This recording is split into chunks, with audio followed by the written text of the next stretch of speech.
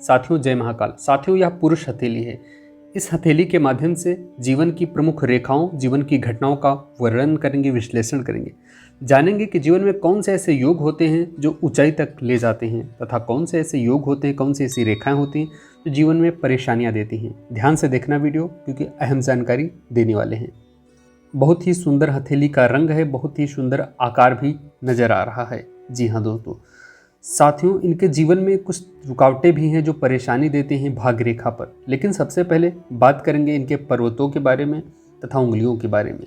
जी हाँ दोस्तों, साथियों यह जो तर्जनी उंगली है यह मध्यमा उंगली की तरफ झुकाव कर रही है। तर्जनी उंगली जो यह होती है यह गुरु की उंगली होती है, जिसका संबंध हमारे धर्म से होता है, हमारे ज्ञान से होता है।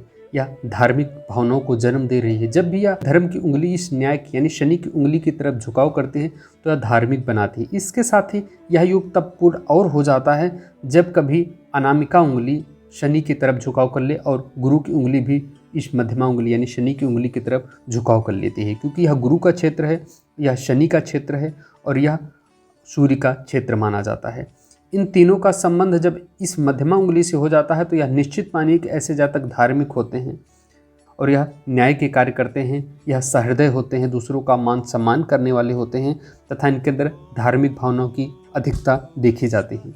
जी हाँ दोस्तों, इसके साथ ही जो इनकी यह कनिष्ठा उंगली है, जो सबसे छोटी उंगली है कनिष्ठा उंगली, कहीं ना कहीं यह प्रथम पर्व यानी अनामिका उंगली की प्रथम पर्व तक पहुंच रही है। जब भी इस जोड़ की यानी इस क्रॉस के ऊपर पहुंचती है, इस जोड़ के ऊपर, यह प्रथम पर्व माना जाता है। इसके ऊपर जब कभी यह अनामिका उंगली पहुंच जाती है, इसको टच कर जाती है तो दिखाती है कि इनकी बौद्धिक क्षमता अच्छी होगी, इनकी वाणी अच्छी होगी और अपने वाणी से यह समाज में नाम कमाते हैं तथा अपनी बातों को लोगों के सामने पहुँचा देते हैं। ऐसी इनमें क्षमता है।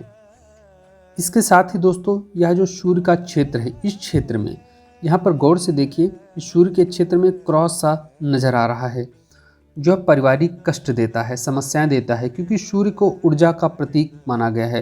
यह जो क्षेत्र होता है यह हमारी ऊर्जा का प्रतीक होता है, हमारी आत्मा का प्रतीक होता है, हमारे पिता का नेतृत्व करता है। इस क्षेत्र पर इस तरह का क्रॉस होना अच्छा नहीं माना जाता। यह जीवन में कलंक देता है, बदनामी भी दे सकता है, जीवन में यह शारीरिक कष्ट भी देता है, कहीं ना कहीं शरीर की ऊर्जा में हानि करता है।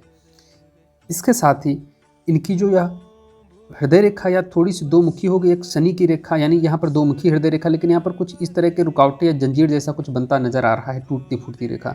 यह रेखा अच्छी, जब यह जंजीर के जैसा हो जाती है तो यह कमजोर मानी जाती है। जी हाँ दोस्तों, हृदय रेखा के बाद अब बात करेंगे मस्तिष्क रेखा की। यह जो मस्तिष्क रेखा होती है इस पर गौर से देखिए, कुछ क्रॉस, कुछ लाइनें दिखाई दे रही। इस तरह की आड़ी रेखाएं अच्छा नहीं माना जाता है। यह मानसिक चिंताएं देती हैं, क्योंकि यह मस्तिष्क रेखा होती है, मस्तिष्क संबंधी दिक्कतें देती हैं, शारीरिक कष्ट देती हैं। यह राहु का क्षेत्र, जो हथेली के मध्य का क्षेत्र होता है, इस क्षेत्र को राहु का क्षेत्र माना गया है। राहु के क्षेत्र पर जब इस तरह रेखा दिखाई दे तो निश्चित मानिए कि इनके जीवन पर राहु का प्रभाव है। राहु जब प्रभावी होता है तो जीवन में सुख संपत्ति में कमी करता है। राहु भौतिक सुखों की हानि करता है तथा प्रॉपर्टी संबंधी परेशानी देता है, हड्डियों से संबंधी परेशानी देता है, दांत से संबंधित परेशानी देती है। लेकिन जब यह मस्तिष्क रेखा को काटती है, क्रॉस करती है, तो यह भी दिखाती है कि इनके मानसिक तनाव की वजह से कई बार गलत निर्णय ले सकते हैं, परेशानियां उठानी पड़ सकती हैं इनको जीवन काल में। इसके बाद इनकी जो जीवन रेखा है, इस तरह की गहरी जीवन रेखा अच्छी मानी जाती है। यह दिखाती है कि इनका जीवन अच्छा होगा, लंबा जीवन होगा तथा शारीरिक सुख भी इनको मिलेगा। इसके बाद इनकी जो भाग्य रेखा है, यह जो इनकी भाग्य रेखा सीधे हृदय रेखा पर आके रुकती है, उसके बाद यहाँ से जंजीर नुमा हो जाती है। जब भी भाग्य रेखा हृदय रेखा पर रुकती है तो यह चांस बढ़ा देती है कि जातक कई बार जल्दबाजी में निर्णय ले सकता है। अगर यह कभी भी जल्दबाजी में निर्णय लेते हैं तो यह संभावना रहेगी कि इनको परेशानी का सामना करना पड़ेगा। इनके निर्णय गलत साबित हो सकते हैं, लोग इनका फ़ायदा उठा सकते हैं, इन्हें धोखा भी मिल सकता है, धन हानि हो सकती है।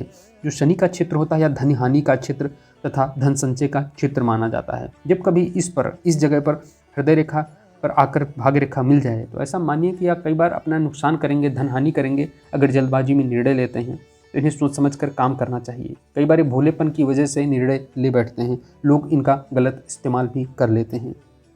इसके साथ अगर जीवन रेखा सीधे लंबी होकर शनि पर्वत तक आ जाती है, जब कभी जीवन रेखा यहाँ से सीधे शनि पर्वत इस स्थान पर आ जाए और लंबी दिखाई दे रही, इस स्थान से निकलते हुए सीधे इस स्थान पर संबंध बना ले। इसके साथ ही जिस जातक की कनिष्ठा उंगली अनामिका उंगली के प्रथम पर्वत पहुंच जाए या इसको क्रॉस कर दे, और भाग रेखा लंबी हो और हाथ पर कहीं पर धब्बे ना हो और रेखाएं स्पष्ट हों, रंग भी सुंदर हो जिस तरह इनकी हथेली का रंग दिखाई दे रहा है।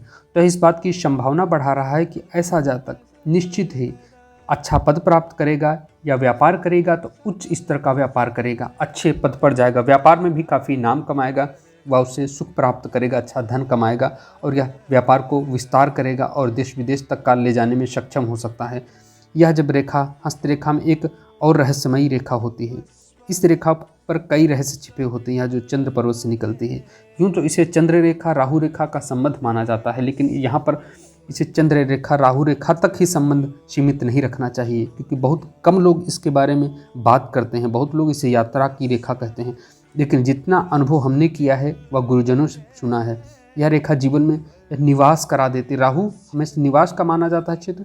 राहु यह जीवन में कहीं स्थान पर यानी कहीं दूर स्थान पर निवास करा देती जहाँ जन्म होता है। इसके साथ 3 योग मौजूद हों हथेली में तो यह निश्चित मानिए कि ऐसा जातक या विदेशों में नाम कमा सकता है। विदेश से जुड़कर कहीं ना कहीं या विदेश से पैसा अवश्य कमाएगा, चाहे विदेशी कंपनी से पैसा कमाए, इसका जो पैसा होता है उसका संचालन विदेश में कहीं ना कहीं हो सकता है, ऐसी संभावना बनी रहती है। अगर विदेश में नहीं होता है, अगर इसकी क्षमता विदेश में नहीं जा पा रही, तो यह कहीं दूसरे राज्य में, दूसरे स्टेट में या काफ़ी दूर जाकर धन अर्जित करता है। जिस जातक व जातिका की भाग रेखा लंबी हो और हाथ का आकार सुंदर हो, इसके साथ ही जिस जातक व जातिका के यहाँ पर यानी जो गुरु का क्षेत्र होता है, इस क्षेत्र में क्रॉस का चिन्ह हो या कहीं स्वस्तिक का चिन्ह बन जाए, इसके साथ जिनके यहाँ प्रथम पर्व थोड़ा, इनका अंगूठा थोड़ा सा छोटा हो गया है, लेकिन यह अंगूठा थोड़ा सा लंबा होता है और प्रथम पर्व थोड़ा सा नुकीला हो जाता लंबा होकर, तो दिखाता कि जातक के अंदर इच्छा शक्ति मजबूत होगी, यह उच्च स्तर की सोच रखने वाला होगा, या महत्वाकांक्षी होगा, या ऊंचाई पर जाने की सोचता होगा, या प्रयासरत भी होगा।